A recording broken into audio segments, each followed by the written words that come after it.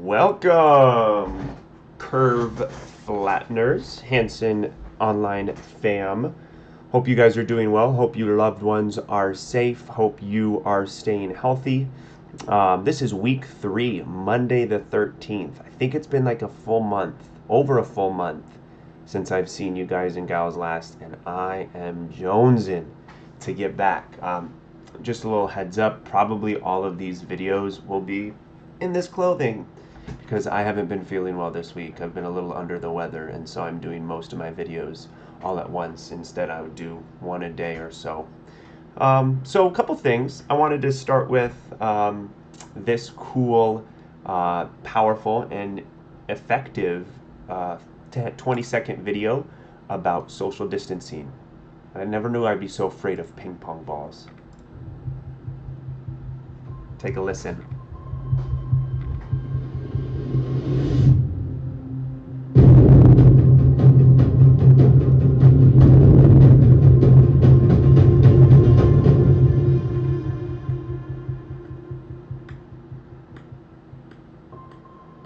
Nice. That's about it. So, wanted you guys to be thoughtful of that. I wonder how many takes it took for that ping pong to go across and not hit a single trap. So I'm hoping you're staying home. I'm hoping you're staying safe. I'm hoping you're finding things to do to gobble up some of that extra time you have. But for this week, we are going to learn about, and I keep touching my face, hypocrite. We will keep talking about the frontier and the range and cotton and the railroads. So today, our lesson is going to be railroads. And Clean had a discussion question last week talking about why did the railroads go south? Oh, by the way, yeah, I read those and I'm monitoring how well you guys are doing with your online experience and your participation. I know nothing's graded, and I know given circumstances, everyone might not have the best opportunity with maybe devices at home, but go ahead and do what you can, okay? Whatever you can, I'm okay with. But do your best, all right? That's the most important. So, Clean had a question.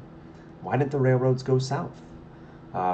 Grayson, she was not very happy with me about question number 3. Diego was commenting on all sorts of things like 9 billion chickens a year die, and you shouldn't raise cute animals because they taste good. Got a point. But I want you guys to be discussing. I want you guys to be bouncing ideas off of one another. I want you guys to be learning, even from home, even from looking at a computer. I want you to be learning. So take a look at our discussion question today. I've put this here and highlighted it because a lot of students, and it's a lot, I would say about 20% of the students are probably just putting their discussion questions in without watching the video. I can tell because either they're not answering the question or they're just totally off base what I talked about. So make sure you're watching first. What are 2 important effects that railroads had on Texas? Let's get started. Intro to railroads, okay? Always have to have a gift. Always. I wish that this is how I could be transported.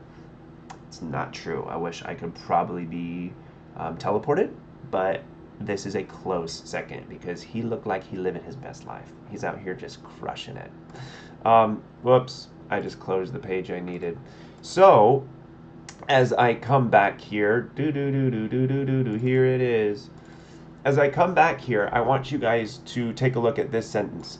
Or this bullet point. Rapid expansion of Texas railways in the late 1800s increased settlement and promoted growth of industry.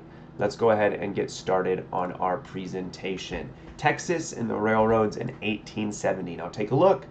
These lines indicate how far the railroads had stretched thus far in Texas's history. And just 20 years later, you can see quite a bit of railroads have been installed, constructed, laid. Railroads boosting industries. Texas railroads mileage increased 6-fold, or 600%, 6 times more in the 25 years between 1875 and 1900. This expansion and the sale by railroad companies of an acreage they received from the state and land grants helped spur cotton production. Cotton production by Texas farmers increased from 800 or a little more than 800,000 bales of cotton to a little more than 2.5 million bales of cotton. And guys, that was only in 10 years. That's over 3 times the output of cotton in the transportation of cotton. That is a lot. By 1880, railroads crossed East Texas, where the lumber industry flourished. We talked about the piney woods. Face touch. We talked about the piney woods in our first unit way back in August, how they had the nice soil, they had nice forests, they had all of the resources of the water. Well, guess what? The lumber industry flourished when the railroads connected their markets, and they could go ahead and transport their lumber more efficiently. I want you to take a look at this guy right here. Okay, it says the teen in this photo, and if you look at him, he's probably not like an older teen, like 17, 18, 19. He looks more like a lot of 12 and then 13, 14-year-olds. His job would be to run errands for the company and also, without my finger, there it is, also push some empty rail cars. So think about that job. It could be worse for you. In 1876, the Texas and Pacific Railways arrived in Fort Worth. By 1886, 4 stockyards were built near the railroad tracks in Fort Worth, contributing to the end of the cattle drives. Soon after, Fort Worth became a center of the Texas meatpacking industry. To this day, the Fort Worth stockyards are a great tourist attraction, and their cattle industry is very, very noteworthy. It's because way back when, this was like the epicenter, the focus of these stockyards, the slaughtering, and the transportation of all of this meat. Yes, Mr. Keneally created this, of course, but I want you to go ahead and think about this question. How did the development of railroads throughout the state change Texas? I like to think of Mr. Keneally having this face when he thinks about this question.